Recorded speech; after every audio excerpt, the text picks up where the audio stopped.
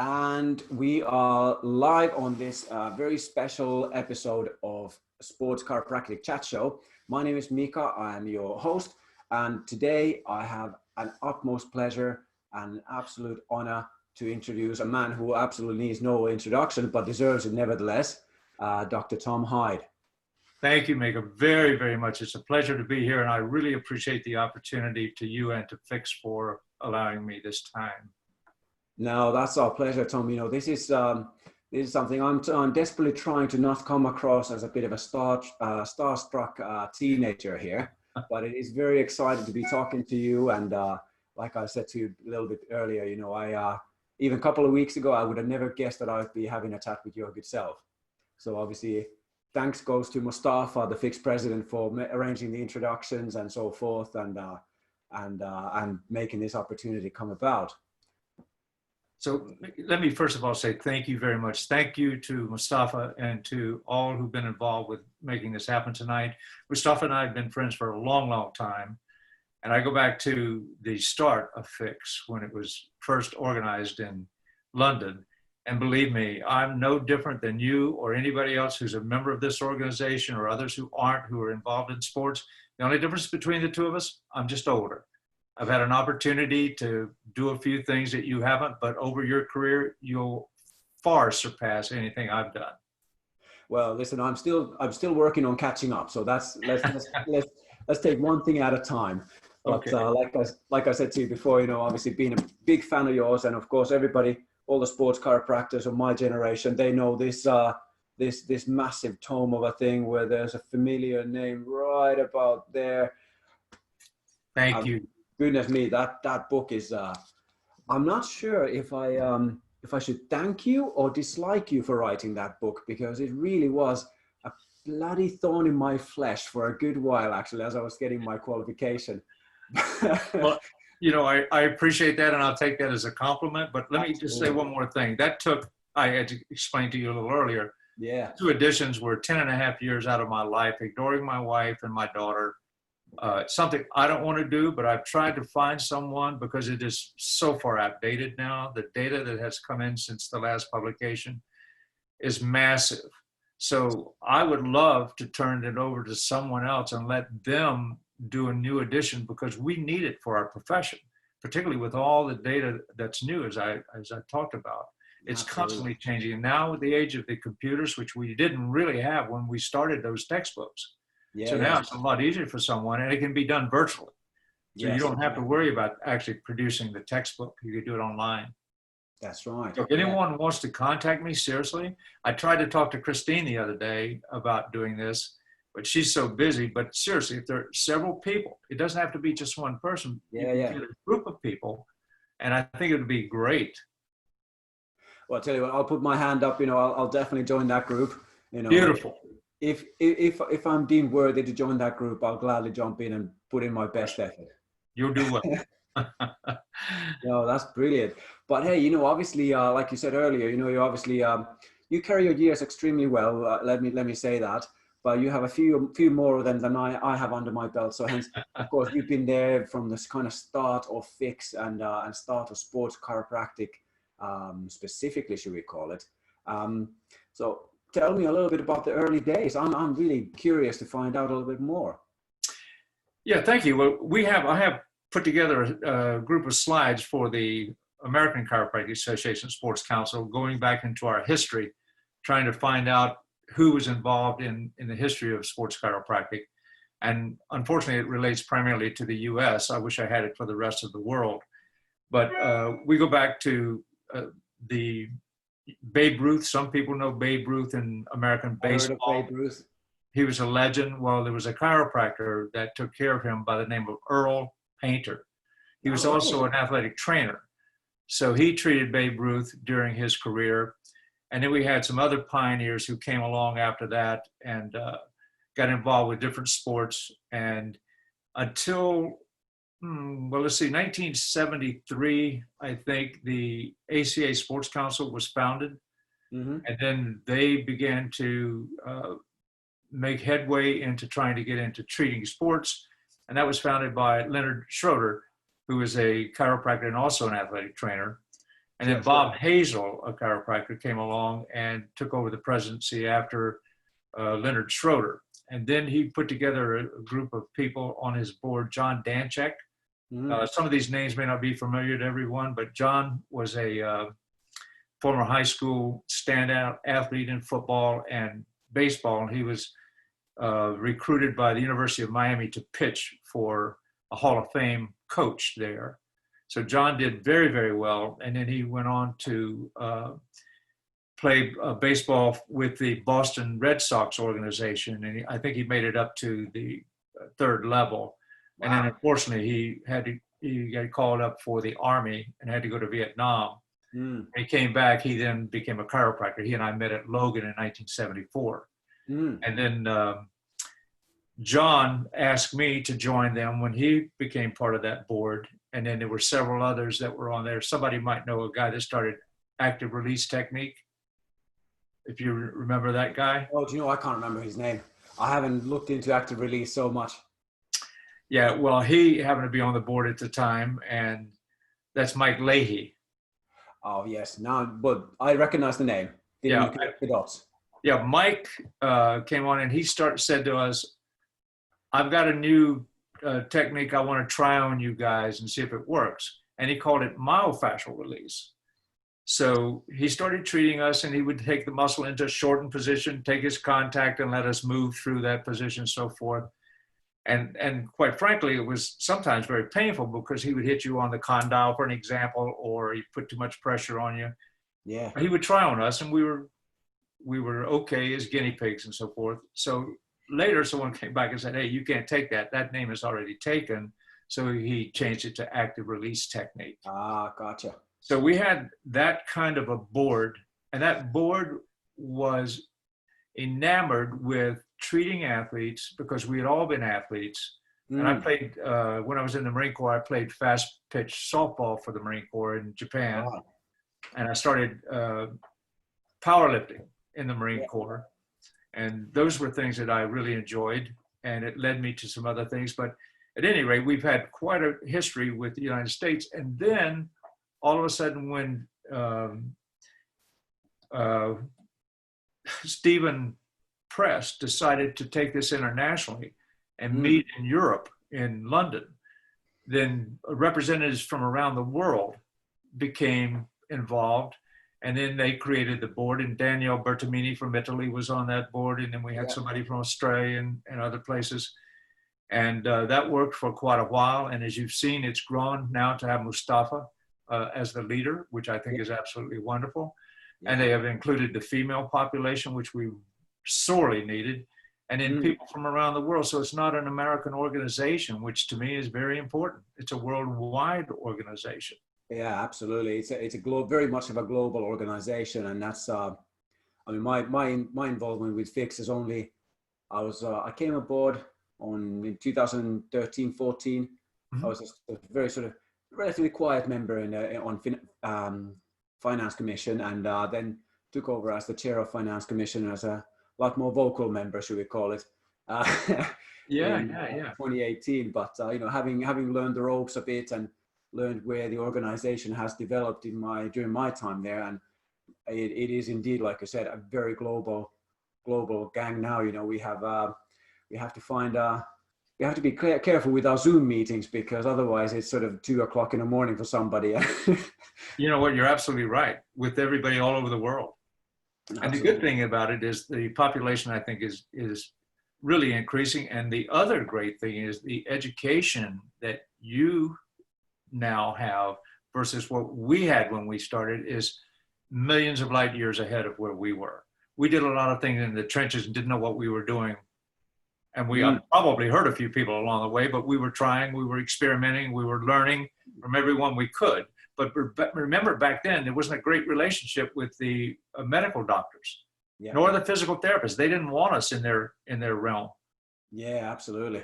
And I mean, in some parts of the world, that is still very much the case. But you know, saying that, like you said earlier, you didn't have the education. You had to build it yourself. So now we have an education, so we can start from not necessarily make those mistakes that were made earlier on, and well, we don't have excuses for those now. in a way. No, you've got some very bright people involved with the organization, and a lot of people who will and have already contributed to the knowledge base. So I hope they continue. But I'll take when I went to the U.S. Olympic Training Center in 1986. Yeah. And when I arrived, I got there a day early, and I called the head person over there, and she said, "You don't belong here at all, and you're a day early. So find yourself something to do, and I'll pick you up tomorrow." When I got in the car, "I have no idea why you're here. You shouldn't be here. We don't need chiropractors." So when I went in 3 days, no one, you have the athletic trainers and the medical doctors, no one spoke to me, not a word. And then finally on the third day, the orthopedic surgeon for the Cincinnati Bengals examined some kid for a low back, and he says, "Tom, why don't you examine him and tell us what you think?" Now I got all these people. They're hovering over me, and I'm scared, I'm sweating, I'm petrified. So I just put him through, an orthopedic workup. And I said, "I think he has a FICS syndrome." And that's all it is that I can see. And he said, "I agree with you. Why don't you treat him?" So then I treated him, and bingo, they're watching me again. So I treated him, and he got up and he had no more back pain, just the one treatment. So then they started slowly talking to me. But it was not comfortable, I'll tell you. That was a long 2 weeks there. Yeah, yes. But now look where we are. I mean, we're at the Olympic Games, we're at the Pan American Games, we're at all of the different games, the All-African Games, all of these kinds of things now. So it's kudos to all of you who are doing the job, and you guys are just so much better educated now at all these things than we were. Absolutely. But yeah, there's that element of somebody's paved the way for us to now hopefully take this to the next level. But that's great. You share that story about the sort of your first time, if you like, there. And I mean, yeah, it can be a real nerve-wracking place when you all of a sudden you're maybe not so hostile a place, but there's always that element of going into the new team or new environment, and especially for those who may not have much experience in that. What happened with my very first sort of a team environment, should we call it. I went to treat the local rugby club guys, and they're like League One or something, so they're relatively good. Now, in Finland, rugby is not a thing, I have to say. So we're all ice hockey and soccer, ice hockey mainly. Yeah. And so I figured, well, they can't be that much different.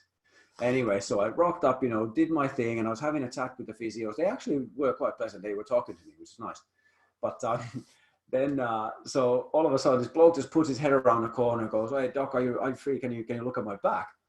And I said, "Yeah, sure, come along, take your top off and have a seat on the bench, that kind of thing." So I turned around to do something else. And as I turned back, there's this massive prop, one of the front row guys, and he's literally about that big. And there's little skinny me thinking, "Uh-oh, this is not going to be good." Wow. Anyway, so I had 3 physios and a coach, and then this bloke on the table there. They're all kind of looking at me, but what are you going to do? So I thought, okay, this is my only shot. So I just side postured him and loaded absolutely everything I had into it. And we got this little tiny. Oh, a little click. I would have been embarrassed, really. But at that point in time, it was the biggest celebration. But the guy just he kind of just looked at me and says, "Yeah, you can go a bit harder next time if you need to." Really? But he did well, right, afterwards? Oh yeah, no, he was absolutely fine. No, yeah. It was bang on the money, and he got off the bench, and everything was brilliant. But it was that I loaded up everything I had in my skinny little frame, and managed to get a tiniest little click. And I thought, that's great. Yeah, there we go. I'll have that. Good story. Yeah, absolutely. There we go. But so in terms of your previous life before chiropractic, so you were involved with the Marine Corps, you said just now, and all sorts of things. So I mean, do they nowadays they have chiropractors working for the Marine Corps as well, don't they? In America? Well, in America, the Marine Corps is part of the Navy. So right. So we have the corpsmen, the Navy corpsmen. So when we were like in Vietnam and things like that, the corpsmen worked directly with us. And then when I was stationed in Japan, I had a really serious knee injury playing fast pitch softball. That's why I have an interest in the knee now. But I had an injury. I was a catcher. And as I turned to tag, the guy coming in from third base, he kind of jumped and hit me right in the middle of the medial side of my knee. Ow. I suffered a partial dislocation. I mean, very painful. So the corpsman there came rushing over and did a reduction right there. And then I went to the sick bay where the other corpsmen were, and they drained 60 cc's of blood off my knee that quickly. And they put me in a cast. Back then, the cast was full from the thigh down to the ankle. Sent me home. Well, the problem was that night, I had the fusion and no place for it to go. No, I could not sleep. Some of the worst pain you can imagine with all that edema spreading and nowhere. So at first light, I was at sick bay in the morning, and they took that cast off, drained another 60, I think, cc's or 90 cc's of blood, whatever it was, a lot. Yeah. And then sent me down to a hospital in Yokosuka, Japan, where I spent 3 months. They didn't know what to do. And then they did an arthrogram, which was pretty painful because they block off and then inject that and it expands again. And the surgeon said, I'll give you a 60% chance you can use your leg again. I said, well, you know what? I mean, that's if you do surgery. Yeah. I said, I'll take my chances. So they put me back in a cast again, all the way down, same thing. So I spent 8 weeks in a cast. They took it off.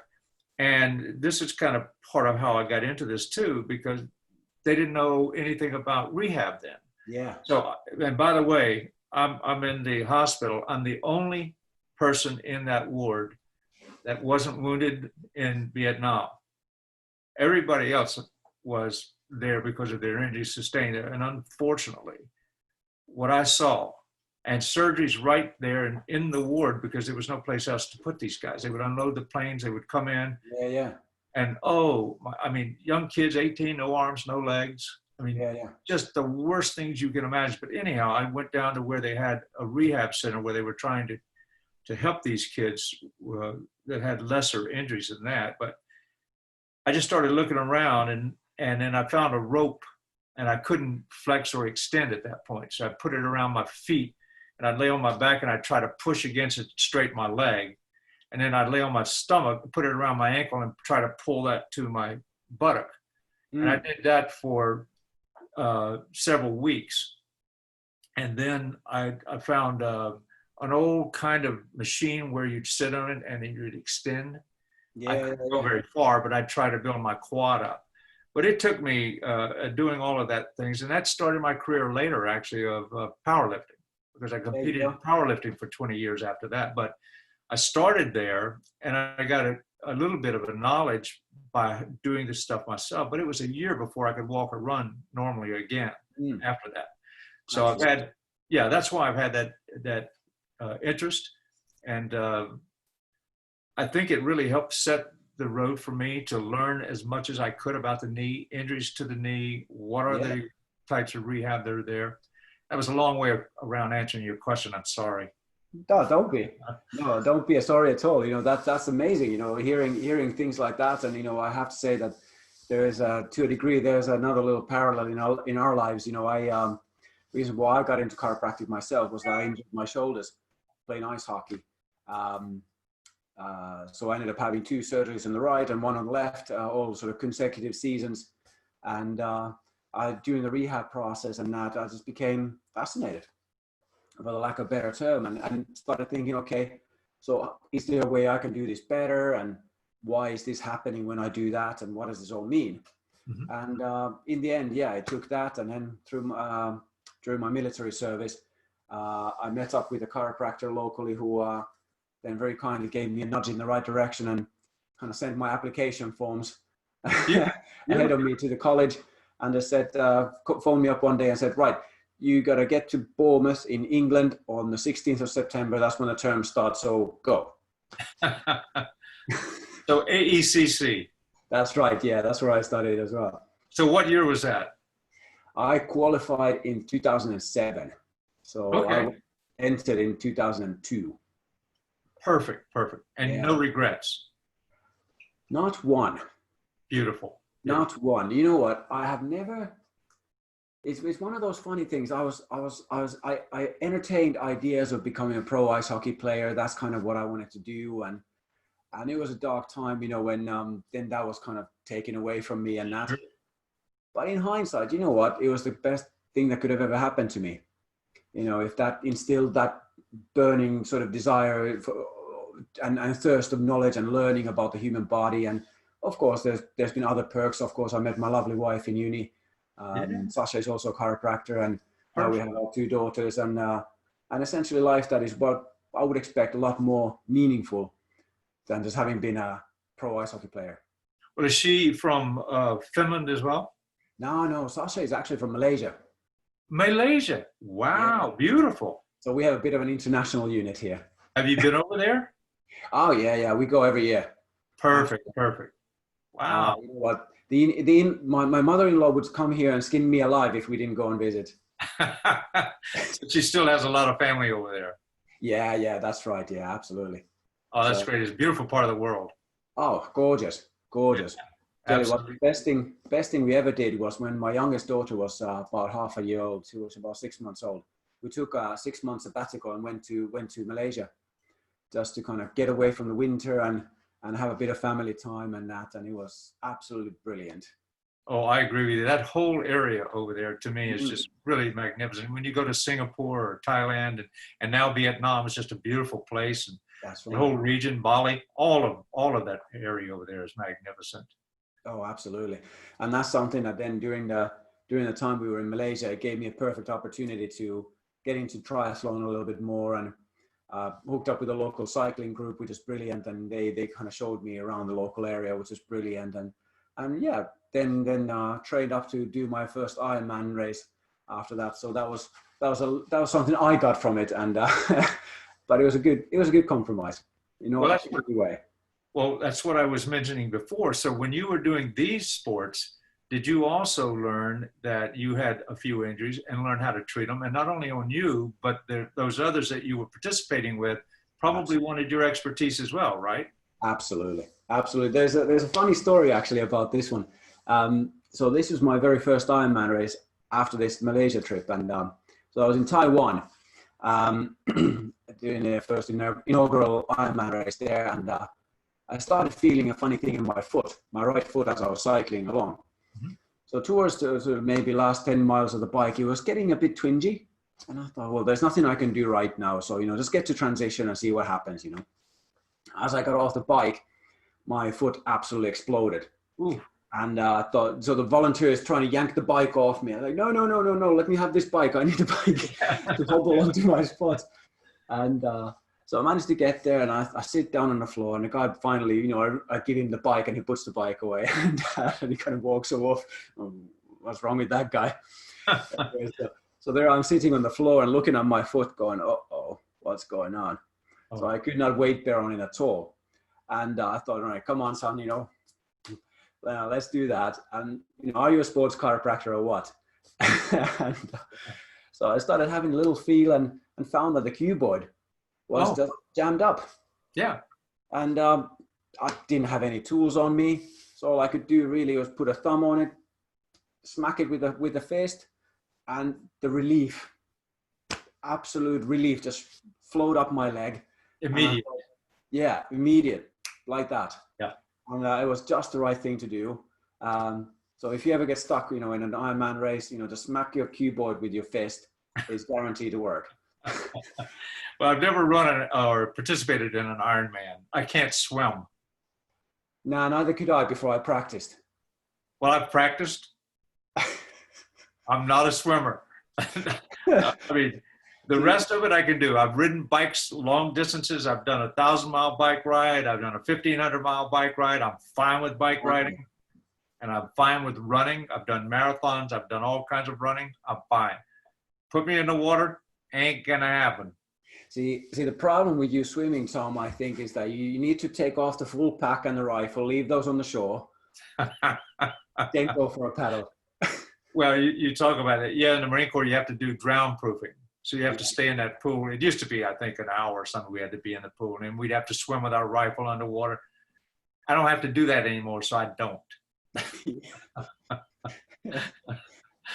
Absolutely.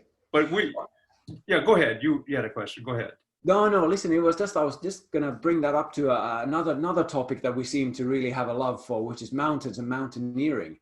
And, so obviously having had a quick look at your Wikipedia page a couple of times, I have to say, by the way, how many chiropractors out there have a Wikipedia page that they did not set up themselves? I don't know. But this man here is one of them. I didn't set it up. You know who did it?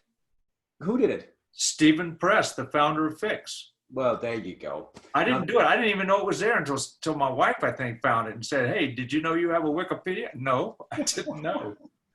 But he did it without my permission. Oh, goodness me. We had a chat about it, but I'm okay.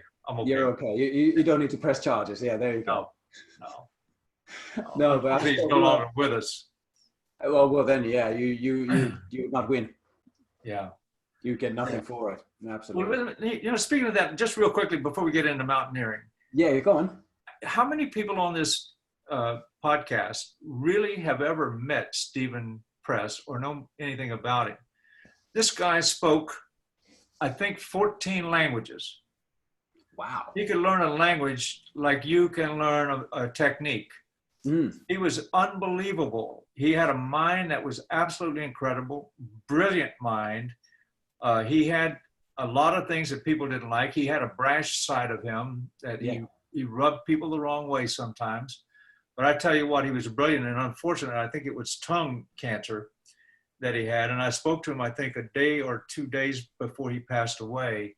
His son, Robert, is in practice now.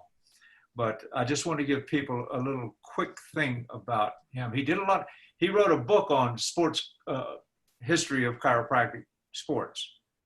I looked at it. I tried to get him to change some things. He wouldn't do it, take some things out I didn't think were appropriate for him to state about other people. Yeah. But that was Stephen. He was going to tell you things. So anyhow, that was a little side of him and the guy that actually put this thing together in 1987 in London. Yeah. But now let's go to, if we can, to mountain climbing, because I know we have both share that adventure and that love of climbing and things. That's right. And you obviously have been up a few hills in your day, haven't you? Yes. Now, I want to go back. I was born in Thomasville, Georgia. Nobody on this thing knows where Thomasville, Georgia is because it's in the state of Georgia in the U.S. Yep. It's in the southern part. The population still is not even 5,000. Wow. So when I was born, we lived in the country, and I'd never been more than a few miles from where I was born. And then I read the paper one day. This is 1953. And it was a huge picture there of Norgay Tenzing and Sir Edmund Hillary, the first two people to climb Mount Everest. Wow. And I looked at that. I read that story. I was enamored with that story. And I said, I want to climb mountains one day. And here I am from this little town. And I didn't know towns more than 30 or 40 miles from where I lived. Yeah. So then later, when I went into the Marine Corps, I was stationed in Japan. And a friend of mine and he turned out to be my roommate, was from Colorado. So they have a lot of nice peaks, 14,000 foot peaks there.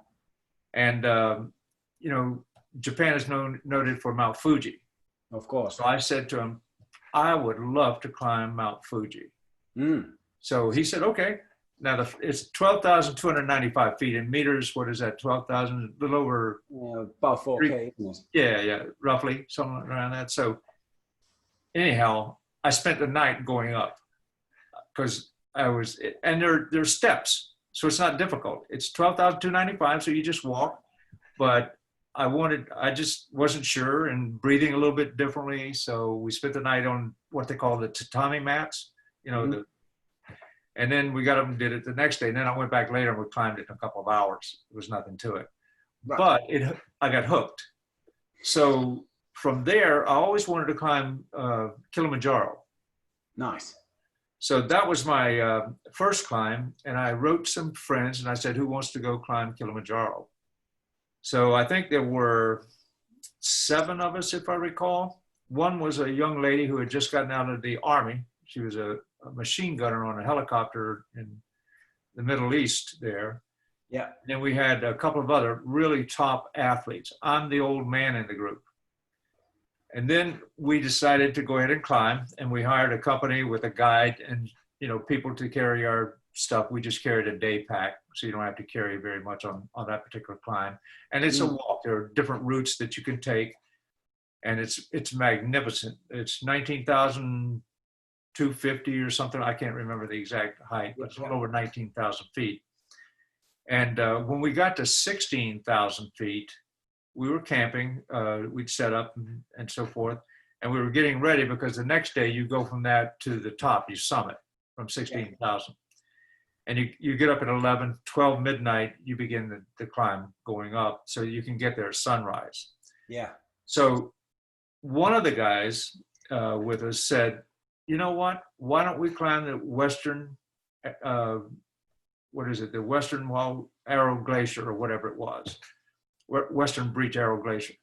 So what is that? All of us said, what is that? He said, well, it's right there. We look up and it's a sheer cliff, 3,000 feet of vertical climbing.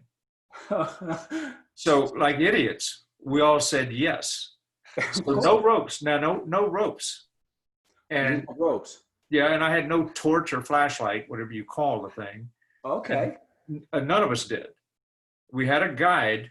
We're not roped in now. We start climbing. I have a backpack on with some bars for energy. I have my water bottle with me and not really much else. So we started climbing, and you're literally grasping for a place to put your hand and your feet.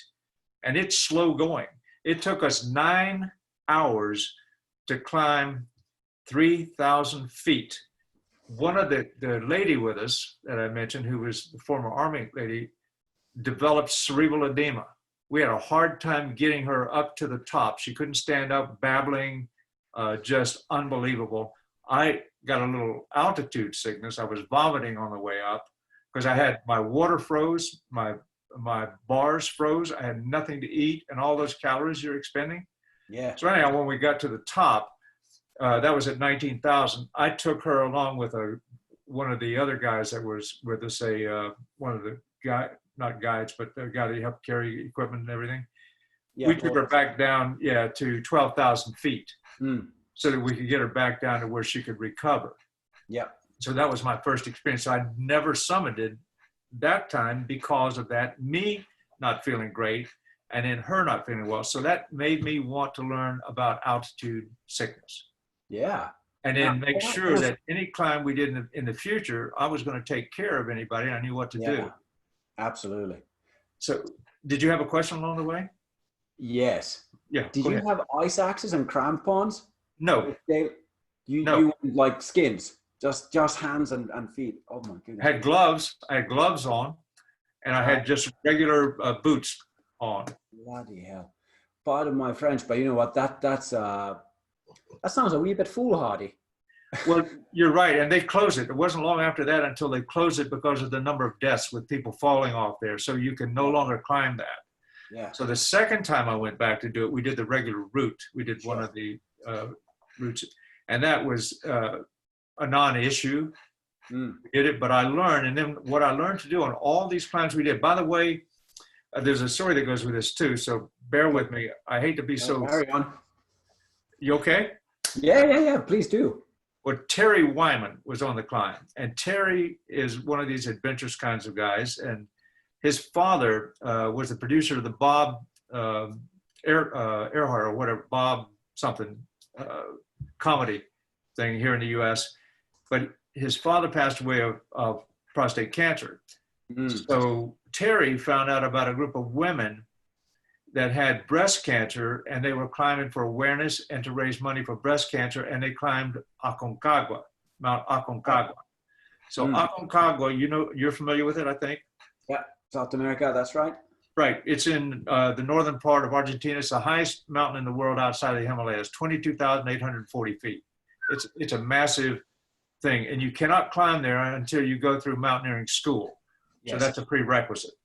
So we all did ours at at Mount Rainier in the state of Washington. We went through that there. But at any rate, he talked about these women climbing, and the only one that reached the summit was the lady that put the thing together. And she took a banner with her and planted it on the summit. So her husband found out that we were going on this trip to raise money for and awareness for prostate cancer. So he sent that banner to Terry, and he asked Terry to make sure that banner goes back to the summit. Very good. So I think there were 23 or so of us on that climb. Yeah. And you started about 8,000 feet there. So you acclimatize for a few days, and then we'd walk and you go up to 10,000. And the funny thing, we had to use mules to get across a river. So we had to take that big pack, put it on, and then cross the river with everything on it with a mule. And then you really start climbing. We get to 13 something and set up camp. And then we do carries. And I think you're familiar with carries because No, I don't know that. Yeah, so you take your food and you take your tents and so forth, and you'll carry that up. So we carried from 13, whatever it was, to 16 something. Yeah. We drop off all of that, set up the tents and all the food and the other gear that we need up there. We come back down and sleep, right? And then the next day you'll carry another load up. And boy, was that brutal, because they have these things called penitentes. And these are massive. It's where the snow comes in, and then the wind comes in and it blows between them. So you have these giant pinnacles of snow that's hard. It's almost like ice. Yeah. And then some of them are 2, 3, 4 feet high that you have to get over. So you got to, I'm a little guy. I was carrying a 62-pound pack, and I weighed about 145 pounds. So to give you an idea of, and then I can't tell you how many times I fell. We all did. You can't have it. You're falling, and it just really zaps your strength.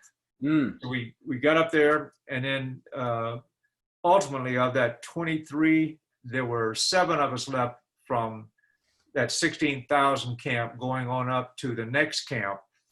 And with that heavy pack, when we stopped to rest, a young guy in the 21 or 22 said he wanted to go down. My hips were killing me. So I said, you know what, I'll go down with you. But the guy didn't tell me that 30 minutes away was the next camp. So had he told me, I would have gone to the next camp, but it's another story. So anyhow, I went back with this young kid, and then they piled more stuff. I carried 100 pounds of equipment from 16,000 back to 13,000 feet. I thought I was going to die on the way down. But anyhow, only one person made the summit, and that was Terry. And he put that flag up there, and he took pictures, right? And he sent it to the father. So anyhow, that's the most difficult climb I've had to do. And would I do it again? Yeah, and I'd do it a little bit differently, but not now. I'm a little bit old. But we did climbs all over the place for 10 years. And then I found out the other day that some of the group is going back. Actually, they're coming over to Europe. And I'm not sure I don't know if they're going to Mont Blanc or they're going somewhere else this time. I'm not sure. No, anyhow, that's my mountain climbing story. Yeah, no, that's amazing. Obviously, you as a sports chiropractor on these missions, I think you were you said earlier that you were the medical director or medical team leader, at least on one of the climbs. And of course, probably no one better placed than yourself to look after the mechanical injuries, neurological, whatever that, repetitive strain type of stuff. So just a cheeky little question, but did you carry tapes and things with you? Or was it more like just pitch side, just work with what you got? No, I carried things. And as it progressed, I carried instruments so I could do manual things. And of course, I learned ART and cross fiber and a lot of other things along the way. But by the way, when we stopped for lunch, I would check everybody, breathing, pulse, all of those things. And then we would stop at night at the camp. Everybody's blood pressure, temp, all that got checked. And then I went over the same questions with them. How are you feeling? What's going, that kind of thing. And actually on one of the Kili trips too, the other second Kili trip, Gordon Lawson from Canada, another FICS member, actually, he and I were at the summit, and coming down, he was lagging. And I kept asking, what's going on? What's going on? What's going on? And he said, I'm fine. I'm just tired. Well, when we got to 16,000 foot camp, I said, go get your stuff. I'm going to pack mine. I'll meet you and I'll go down with you. Mm. When I went over to get him, he was gone. So as I come down, this is a true story. As I come down, I see this, you know what chicken wire is, right? Yeah. Yeah. So somebody had taken chicken wire and formed like the belly of a wheelbarrow, and they'd taken two sticks and stuck it in for handles, and they had a wheel. I don't know where they got it. They put the wheel on that thing, and he had passed out, and a medical physician had come down because he was sick. He saw Gordon laying in the path, realized that he had cerebral, or actually, I think he had pulmonary edema. So he gave him an injection because he happened to have that with him. And then when I got there, he was in that wheelbarrow. Wow. So a couple of us took him out and had to help carry him on down to the camp. And then we stayed up all night taking his pulse and monitoring him, blood pressure and everything else. Yeah. And it took him, he said, quite a while to recover when he got down. So these are the kinds of things that you can experience, and it doesn't have to be great altitude. You can do this at 10, 12,000 feet. It doesn't have to be 20,000 feet. Oh, absolutely. And that's something, of course, a lot of people nowadays, this is something I've been interested in for a long time, but I looked into breathing a fair bit. Yeah. Breathing physiology and all of that. And it's funny how so many people nowadays, they just breathe inefficiently, should we call it, and without any thought. Yeah. And a lot of people actually just breathe incorrectly when you start to look into this. And perhaps though there's a parallel to those people who are more prone to altitude illness or altitude sickness, that their existing breathing pattern is, prior. Yes. Interesting. I've had it twice. And, oh, yes. And, and by the way, we went to Cotopaxi, which is in Ecuador. Yeah. And that's 20,000 feet. It's a volcano. Yeah. And we were doing a climb to 17,000 feet to get a little work in prior to that. And just at the summit, I'm probably 30 feet from the summit, and a guy's in front of me, and one of the guys on the summit dislodged a rock. It came down and hit that guy in front of me, knocked him back. He landed on a big jagged rock and screamed. He was out. Yeah. So I was right there. I assessed him, and I said, I think he's got some broken ribs, and I think he's got a bruised kidney pretty badly. Well, we finally got him to screaming. And anyhow, myself and another guy carried his gear and him down. It took us, I think, 9 hours to get him to a hospital. So I got him to the hospital, I stayed with him, and then I got him back to a room in Peru or in Ecuador, and then stayed with him while he he couldn't climb, he couldn't do anything else. But that we had, and then we had another one with another serious injury. So it's mountain climbing can be great, but you have to understand that it can also be very dangerous. And again, it doesn't take high altitude. It's just all of what happens on 18,000. I'll do one last one, but 18,000. We had a guy that joined us from Ireland.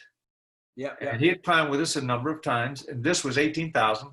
Very easy climb, actually. It's just really walking up. You don't need anything. You don't have to be roped in on that. It's easy, but it's just a high mountain. Yeah. And anyhow, he didn't feel well when we got to the summit. Sure. So another guy and I carried him and his equipment back down. We got to the hotel. He took a quick shower. I met him in the lobby because I wanted to take a look at him. And the next thing you know, he has projectile vomiting.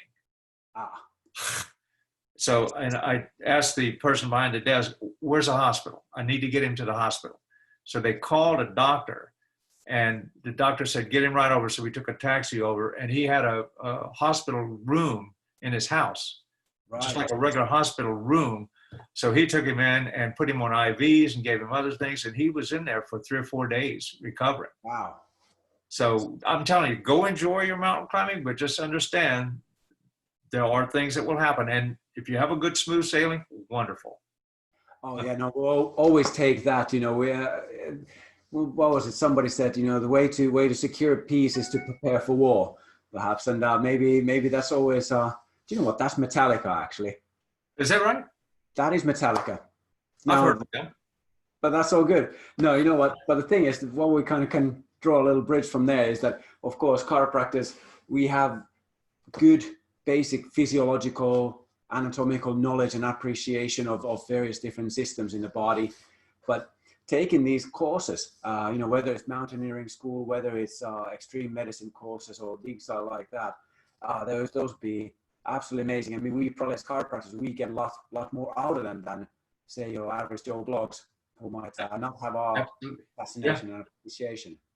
Well, I hope you get a chance to do that. I really mean that. And I think Kilimanjaro is a great place to go because the African experience, either before or after, is also just incredible.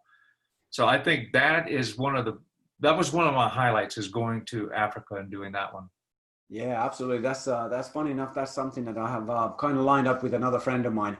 So we're actively talking about that, and I'm thinking so yeah. This year was meant to be Mont Blanc in France. We'll see whether that happens or not. We have a secondary window for September, so hopefully I'll get to go up there, and then most likely we would do Kilimanjaro next year with this friend of mine. So we'll see how it pans out. Well, you can get a direct flight from Amsterdam to Kilimanjaro International Airport. All right. Yeah, so it flies straight down. The airport is unless they paved it, it's very small. It's a tiny little place there. They call it an international airport because the planes land there, but there's not much to it. Yeah. But you would enjoy that. Oh, hey, come on. That's part of the experience, isn't it? It is really. And then you can go on the safaris. Oh, my gosh. In the Serengeti, the safaris, or you could go any of the surrounding countries there. It's just fabulous. Yeah. So I think, you know what, you're painting a picture where I think I might have to bring the family and bring them along, and they can have a safari, and I'll go and climb a hill, and then we'll all meet, rendezvous at the pool. Your kids, and I'm sure your wife as well, would love it. When you're out in the grass there and you think, wow, and how do the elephants hide? You don't see them until you're on top of them. How did that elephant hide in that grass? And the lions, the same. It's amazing. The kids would love it. I bet they would. Yeah, absolutely. I bet the grown-ups would love it. Oh my God. Well, my hobby is outdoor wildlife photography. Oh yeah, absolutely. So if you look at Facebook, sometimes you'll see I post one or two here and there. Oh, I'll check that out. Absolutely. Yeah. Well, Ulrich I had a chat with recently. Remember Ulrich from Denmark? Absolutely. So he was saying that you have some crazy cameras and things. I have over 500. All right. So yeah, he was telling me, asking me to give you a really hard time if you're not using some posh 5D something for this particular interview, which I'm not sure if you are or not, but is it a normal webcam? No, it's just a regular webcam. I'm here on my Apple computer doing that. But right in that room over there, I have from 1887 up till my 5D Mark III, actually. That's when it was. And that's the all singing, all dancing thing, isn't it? You just kind of point in randomly in a direction and press, and it takes all wonderful photos, does it? You know what? It does. It does. Oh, fantastic. I mean, I just love them. I'm enamored with cameras and things like that. And then the opportunities to photograph animals. I don't want to hunt them, but I love photographing them. Absolutely. Oh, there you go. So you snap your little souvenirs that way rather than that way. Well, that's the other thing. On all these trips that I talk about, I was also the photographer for the group. So I have all these pictures of all those climbs and all the people who were involved with that. So it's good history. But not of yourself. I'm in a few, so I'd let somebody use the camera every once in a while and take a picture. But yeah, like on the summit, you definitely want a picture on the summits. Of course, absolutely. But you know what sounds like it's a good, really, really good thing that you're used to carrying heavy things and you have strong legs to help all your mates out on the climbs. So, you know, they've been extremely lucky to have you on board. Well, I appreciate that, but I didn't tell you my sport really. I mean, I did a lot of running and things like that, 10Ks and 5Ks and things. But I spent 18 years powerlifting, and people look at me and say, "Yeah, you were a powerlifter." Well, I wasn't any good, but I tried, and it was in the 148-pound class, 68 kilos. Yeah. And I'll give you my best bench at I weighed in at 145. Yeah. I benched 310 pounds at that weight, and then I did a squat of 405 pounds and a deadlift of 420. So not bad. It's not even close to world class. I can't even compete against those people. But for a little guy just working out, I was happy with those numbers. And then I wound up being the chiropractor for the U.S. Powerlifting Federation for 18 years. I worked with them and all the top athletes that competed. And then I worked with the International Powerlifting Federation for 18 years. There was an orthopedic surgeon that I met when he came to Miami, and they were hosting the Junior World Powerlifting Championships, and the other chiropractor from New York couldn't make it. So someone recommended me, and then he interviewed me, and he told me, you take care of everything. Don't call me unless they need medications or an injection or something like that. You take care of the rest of it. We became very good friends. We're still good friends today. So I got to travel all over treating some of the world's top lifters for years, male and female. Wonderful. I know I've said too much about this. I'd rather listen to something else you did. I know you were in the Army there, and I got that. I love that you got up to lieutenant. I think that's fabulous. And I think today is Memorial Day for us in the United States. So it really is a reflection on all those who have passed away in battle. But I want to thank you for your service and anyone else listening from around the world. And I really appreciate their service to their country. No, absolutely. I mean, I suppose, we all do our bit in one way or the other. We all try and help out. And, it takes people like ourselves, I suppose, we may not have the best start in life, in whatever you want to call it, but we just got to be keen, willing to get our hands dirty, and then hope for the best, I suppose, from after that. Yeah, you're absolutely right. So I want you to tell me now your favorite sports and what your plans are for your career in sports chiropractic. Ooh, that's a tough one. My favorite sport. Do you know what? I put a lot of time into golf at one point, which I quite enjoyed. The sort of biomechanical challenges in golf. So that I always thought that was intellectually, that was extremely interesting. And as a chiropractor, that was super interesting. I quite enjoyed playing as well. So maybe golf would be up there. Triathlon, really, because I love triathlon myself. And, there's the challenge again of 3 different sports. We're not clever enough to understand that one sport is tough enough, so we do 3. So that's another challenge. And actually, funny enough, one thing about triathletes is that, because triathlon is a relatively young sport, the dogma hasn't had time to set in that badly yet. Okay. Whereas if you talk to runners, they all have very strong ideas of what works and what doesn't work. And same with swimmers and same with cyclists. They all kind of have their own little thing. But triathletes, they're happy to explore and figure things out and try things outside the box, as it goes. So for that reason, maybe triathlon would be in there. And I reckon if I'm going to complete the trio here, I would say adventure racing, mountaineering, that kind of thing. Beautiful. So like Eco Challenge, we discussed briefly, and those kind of, where you have not only because I really would fancy partaking in those, but actually being on the other side of the ropes as well and looking after those athletes, that would be absolutely amazing. And I realized that may not happen just yet. I do need to get my sports medicine qualifications, I reckon, first. But I would love to be on something like that. I would love to see that and to do that. And what I would love to see FICS do, I'm going to put in a plug, is try to go to a master's-based program. Yes.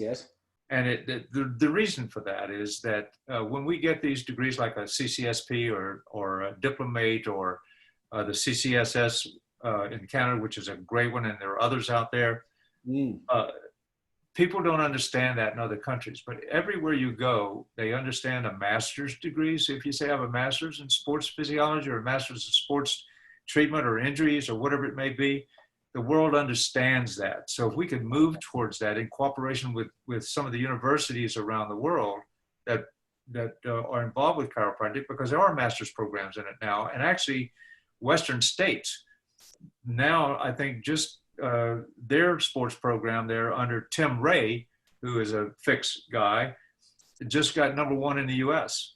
Wow, that's So amazing. there's something you guys might do to approach Tim about getting people, because you could take it distantly. So you Ah, might look at a way to get an education that way and have a real master's degree that means something. Not that the others don't misunderstand me. All these things that all of us have done to learn from each other, to try yeah, to teach each other, it's great. yeah, You have that degree like that, it's understood by the MDs, the physical therapists, others. They don't understand the CCSP or the that's FICC or whatever FICS is doing now. absolutely. And I suppose, you know, there's that other little connotation that when it comes to chiropractors, I mean, a very popular theme that has come across, you know, during all these interviews I've had with people who are obviously much more experienced than I am in the field, but is that the communication is such a key thing. And it came, obviously, what you said earlier, you know, perfectly reflected all of that. But a lot of people outside of our profession just don't understand what we're on about. They don't. And we oftentimes don't understand what they're on about. We may actually be talking about exactly the same thing, but just using different words. You're right. So therein lies the little conundrum. And earlier I said, you know, I just completed a FIFA football medicine course, which was very blatantly, obviously written by the medics for the medics. But it was very useful for me because now I understand their communication better. Yes. So it gives me valuable insight as a chiropractor to understanding how their team works, how the multidisciplinary approach works, what kind of language they use, the vocabulary they use, and also the sort of, I suppose, their management, you know, where a chiropractor would go, okay, that's not blown up, let's adjust it and see what happens. Fair enough. Again, percentage of the time it works. If it doesn't, then we'd put some tape around it. If this still doesn't work, then you have to call a doctor. Whereas for the medics, of course, the analysis and the assessment is quite a bit more detailed than what we normally have. So yeah, you know, learning those kind of things is very useful, I think. Well, when you're a chiropractor and you have a master's degree, it gives you a certain degree of what we call cultural authority. Yes. Others recognize that. So if you just say, I'm a chiropractor, nothing wrong with that. We're great, and we have some brilliant people in our profession. And I mean, very talented, very competent people. But when you say I have that master's degree, it does put you on a certain level with them that's different than if you just say, oh yeah, I'm a chiropractor. That's regardless right. of the knowledge and all the other things behind your name that they don't understand. But that they do. Absolutely. Yeah, absolutely. Hey, listen, Tom, you know what? We're starting to get close to our mark here. I'm sorry. No. By all means, don't ever be sorry. You know, this has been one of the funnest conversations I've had in a long time. But what I wanted to kind of end on a high note was Tom Hyde's top 3 clinical pearls for the young aspiring sports chiropractors. What would be the 3 things, not necessarily clinical, but, you know, top 3 tips, should we call it? Wow. Never think that you know it all. Always try to learn from everybody that you see and know and run into. Regardless of what you may think about them, there's always something to learn from everyone. Continue to get an education in every way possible. Never, ever stop learning. Have a great deal of humility and listen. Just be safe. Travel the world. Go out and meet other people. Find out how people live around the world and how great they are. They have injuries that you can take care of all over. So just get out and explore and learn. Every day, learn something new from anybody that's willing to teach you. There you go. Now, you know what? It doesn't get much more clear than that, in my opinion. And that's wonderful. I appreciate it. No, thank you for sharing. That's absolutely fantastic. Now, just to finish off, I suppose, a little shameless plug for our fine FICS educational programs and things where you can do exactly what Tom just told you to do, by the way. So I hear through the grapevine that you might be putting together a little knee seminar, knee webinar with Christine and that kind of thing. So that might be coming out in not too distant future. So those are going to be all available on the FICS website. So please, everybody who is watching, listening, go and check out the website. So all of that stuff will be there. And will we see you on FICS seminars again at some point? What do you think? Well, it's up to you guys. I happen to have right here next to you on my screen behind you here, the knee lecture that I'm actually working on now for the presentation, because there's some new things that I really want to cover. Some people may know about them, they may not. Yeah. But, I won't give you any hints now, but we're going to try to show you some things that you may or may not know that's a little bit different. Absolutely. Well, I for one am definitely looking forward to seeing that lecture and listening and taking notes intensely. I didn't show you about this book, by the way, but it has been completely scribbled over everywhere. I took away a lot of the Post-it notes that I had color coded for various different things, because that's a bit geeky. Well, I'll sign it for you next time I see you. Yeah. Or when I see you, I've never met you. I want to meet you. I'll sign it. Absolutely. I'm sure we'll have a wonderful matter when we actually meet in flesh. You know, that kind of Absolutely. thing. But, Absolutely. yeah, I'll have to bring this book and get another suitcase for that, because it really is not a light read. No, I appreciate that. And listen, thank you so much, and the best to you and your wife and your little girls. Thank you, Tom. Really appreciate it. And you look after yourself, and I look forward to meeting you soon. Sure. And I wish everybody listening to this around the world with FICS, I wish you the very best. Thank you. That's excellent. And yeah, no, we shall finish recording there, and wish everybody a good day, good night, good morning. Good Namaste. whatever it may be. Namaste indeed. You got it. Take care.